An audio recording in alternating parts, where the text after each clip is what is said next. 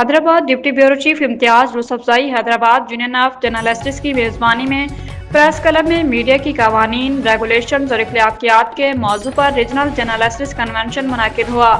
جس میں مختلف سیاسی، قوم پرست، مذہبی جماعتوں اور انسانی حقوق کے نمائندوں نے پیکا ایکٹ کو میڈیا پر مارشل لاء کے مترادف سیاہ قانون قرار دیتے ہوئے آزادی اظہار اور صحافیوں کے تحفظ کے لیے Pakistan federal union of journalists PFUJ کے ساتھ صحافتی آزادی کی تحریک میں ہر قدم پر ساتھ دینے کا اعلان کیا۔ منعقدہ کنونشن سے Pakistan federal union of journalists کے مرکزی صدر افضل بٹ، مرکزی جنرل سیکرٹری ارشد انصاری، مرکزی رہنماؤں مظہر عباس، ناصر زیدی، خالد کھوکھر اور دیگر رہنماؤں نے خطاب کرتے ہوئے کہا کہ پیکا ایکٹ کے تحت صحافیوں اور عام شہریوں کے خلاف قانونی کارروائیاں شروع کی جا چکی ہیں۔ انہوں نے کہا کہ PFUJ پیکا ایکٹ میں آزادی اظہار اور صحافتی اخلاقیات سے متعلق مثبت ترامیم کے لیے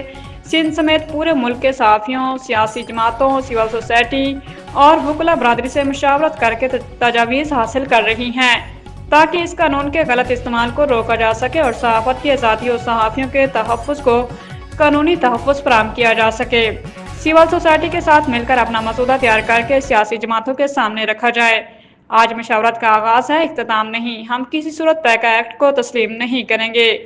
اس موقع پر مہمانوں کو سندھی اجرک اور دیگر تحائف بھی پیش کیے گئے۔